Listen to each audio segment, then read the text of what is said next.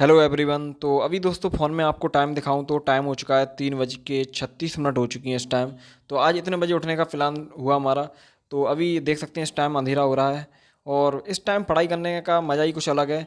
और अभी मौसम जो है बहुत ही ज़्यादा ठंडा हो रहा है क्योंकि बारिश भी हो रही थी, उस वजह से बिल्कुल ठंडा मौसम है। तो अब सीधे हम स्टडी करते हैं। तो फाइनली दोस्तों अब हम सीधे आगे कंप्यूटर की स्क्रीन पर और अपनी पेन कॉपी सारी चीज़ें हमने रेडी कर ली हैं। अब हम लेने वाले हैं इकोनॉमी की क्लास स्टार्ट करेंगे। उसके नोट्स जो भी चीज़ें हैं वो सारे काम करेंगे, बनाएंगे। और पढ़ने के साथ ही एक हमारी सब्सक्राइबर हैं, उनका भी कमेंट हम कवर करते हैं। बहुत ही इंपॉर्टेंट मतलब कमेंट किया उन्होंने। तो उन्होंने कहा है कि मेरा बैकलॉग बहुत हो गया है 2-3 महीने का, सब नॉर्मल कैसे करें। तो मैं समझाता हूँ और लोगों को कि उन्होंने क्या कहा, कहना चाह रहे हैं। इन्होंने कहा है कि मेरा बैकलॉग हो गया 2-3 महीने का, मतलब इन्होंने या तो कोर्स लेट ज्वाइन किया है, तो 2-3 महीने की जो क्लासें हैं पीछे की वो छूट चुकी हैं। तो अब उनको कैसे कवर किया जाए, या और अदर कोई रीज़न हो सकता है उसकी वजह से नहीं ले पाए हों। तो अब कवर करने का क्या तरीका है? देखो, एक तो ये है कि आप डेली नोट्स उसमें मिलते ही हैं आपको, तो आप उससे पीडीएफ से आप नोट्स बनाओगे तो उसका कोई फ़ायदा नहीं है। आपको क्लास तो लेनी पड़ेगी, चाहे आप थोड़ी स्पीड हाई करके ले लो, चाहे कैसे भी ले लो। तो मैं तो सीधा यही कहूँगा कि जब आप ये चीज़ें कंडीशन आपके साथ हो रही है तो आप ऐसा करें कि आप पूरे दिन में एक टाइम टेबल बना लें। उसमें आप टारगेट रख लें कि मुझे डेली 3 या 4 क्लास लेनी है एक सब्जेक्ट की।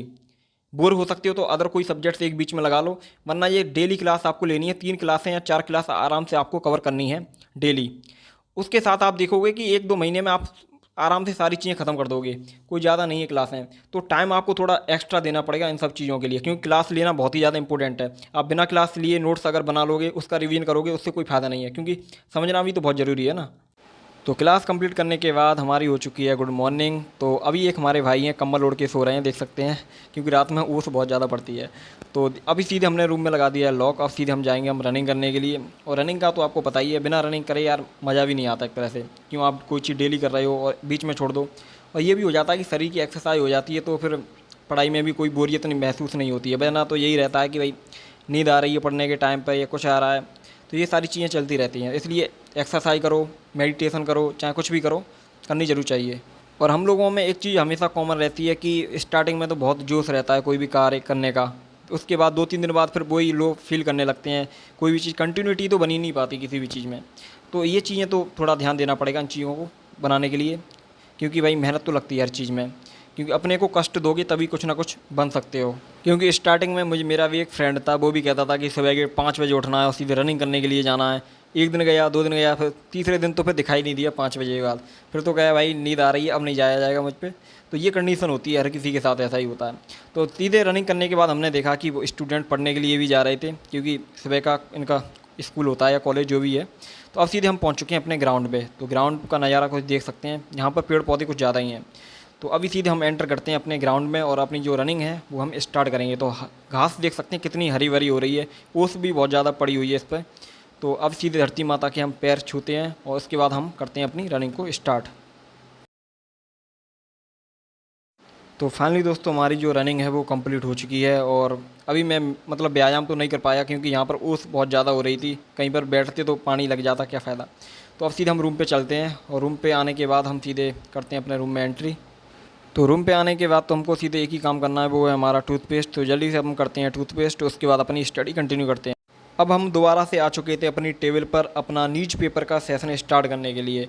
तो न्यूज़पेपर का हम सेशन स्टार्ट करने ही वाले थे, तो पता चला हमारा जो लैपटॉप है वो हमारे फ़ोन से कनेक्ट ही नहीं हो रहा था। नेटवर्क प्रॉब्लम चल रही थी। तो फिर मैंने अपना जो फ़ोन है वो दोबारा से रीस्टार्ट किया। उसके बाद जब रीस्टार्ट करने के बाद ओपन किया तो तब जाके मेरा जो है लैपटॉप से इंटरनेट कनेक्ट हुआ। उसके बाद मैंने अपना जो न्यूज़पेपर है वो सर्च किया और उसके बाद जल्दी से अपना स्टार्ट कर दिया पढ़ना। वैसे ऐसा होता नहीं है, कभी कभी प्रॉब्लम हो जाती है नेटवर्क की। तो अब जल्दी से अपना जो न्यूज़पेपर है उसको हमने रीड करना स्टार्ट कर दिया है और उसके जो भी इंपॉर्टेंट चीज़ें होती हैं वो नोट डाउन करना स्टार्ट कर दिया है। और न्यूज़पेपर पढ़ने के साथ ही आपको एक प्रीवियस ईयर की बुक भी बता देता हूँ। हेलो एवरीवन, अभी जो आप सामने बुक देख रहे हैं ये दोस्तों दिशा पब्लिकेशन की आईएएस प्रीलिम्स 2024 के लिए India's number 1 best selling solve paper की लेटेस्ट एडिशन की बुक है, जिसके ऑथर मृणाल पटेल सर हैं। इस बुक में आपको 29 प्रीवियस ईयर के UPSC civil service IAS prelims के टॉपिक वाइज सॉल्व पेपर 1 और 2 देखने को मिलते हैं, जो 1995 से 2023 तक के लिए कवर किया गया है। और ये जो बुक है हिंदी और इंग्लिश दोनों लैंग्वेज में आती है, आप ऊपर इमेज देख ही रहे होंगे। और इस बुक के न्यू एडिशन को 4 पार्ट्स में डिवाइड किया गया है। तो बात करते हैं हम फर्स्ट पार्ट की। तो इसमें आप देखते हैं कि मृणाल सर के द्वारा प्रोवाइड किए गए स्ट्रेटजी एंड प्लानिंग रिसोर्सेज देखने को मिलेंगे। साथ ही इसमें इंक्लूडेड टॉपिक्स जैसे how to attempt IAS mains exam and how to approach economy session, ये सब चीज़ें देखने को मिलेंगी। और इसके बाद हम बात करते हैं सेकंड पार्ट की, जिसमें आपको जनरल स्टडीज़ के पेपर 1 में IAS प्रीलिम्स के क्वेश्चन को 7 यूनिट एंड 43 टॉपिक्स में डिवाइड किया गया है। देन इसके बाद हम देखते हैं पार्ट थर्ड को कि इसमें हमको क्या क्या इंपॉर्टेंट चीज़ें देखने को मिलेंगी। तो पार्ट थर्ड में आपको एप्टीट्यूड पेपर 2 CSET का जो IAS प्रीलिम्स के क्वेश्चन को फर्स्ट यूनिट एंड 9 टॉपिक्स में डिवाइड किया गया है। और अब बात करते हैं पार्ट 4 की। तो इसमें आपको IAS मेंस के अनसॉल्व्ड क्वेश्चन जो मेंस के जनरल स्टडी के पेपर 1 से 4 तक हैं, इसमें 2013 से 2022 तक के टॉपिक्स वाइज डिवाइड किया गया है। एंड इस बुक की USP में UPSC का detailed solution and every question with answer की के साथ मिलता है। और जैसे मैंने आपको पहले बताया कि ये book mister Mrinal Patel sir के द्वारा लिखी गई है, जो one of the most estimate faculties हैं IAS एग्जाम की प्रिपरेशन कराने में। और ये book UPSC and other state PCS के लिए भी बहुत ही ज़्यादा इंपॉर्टेंट है। एंड इसके साथ ही इस बुक को कई UPSC टॉपर्स द्वारा रिकमेंड किया गया है, जैसे Garima Lohia AR 2 and Wasim Bhatt AR 7। इसलिए यह बुक प्रत्येक एस्पिरेंट के लिए बहुत इंपॉर्टेंट है। इस बुक का लिंक आपको डिस्क्रिप्शन में दे दूंगा, वहाँ से आप इसे ईजिली बाय कर सकते हैं और अच्छे से अपनी तैयारी कर सकते हैं। नीच पेपर एंड करने के बाद हमने 2 घंटे का रेस्ट लिया, उसमें हमने खाना बनाया और अपना जो भी ज़रूरी काम था वो सारे कर लिए। देन इसके बाद हमारा टाइम जो 12:10 हो चुकी थी, तो अब हमको सीधे अपने रिवीजन करना था। जो मैं नोट्स हमारे जो पॉलिटी के नोट्स थे उनका रिवीजन करना था हमको। तो क्लास तो इस टाइम कोई नहीं थी, तो रिवीजन कर लेते हैं। और एक हमारी सिस्टर का भी कमेंट आया था कि रिवीजन से रिलेटेड कि रिवीजन कैसे करें। देखो, रिवीजन करने का सीधा यही है कि यदि आप क्लास लेते हो तो उसके 24 घंटे के अंदर आपको एक रिवीजन कर लेना है।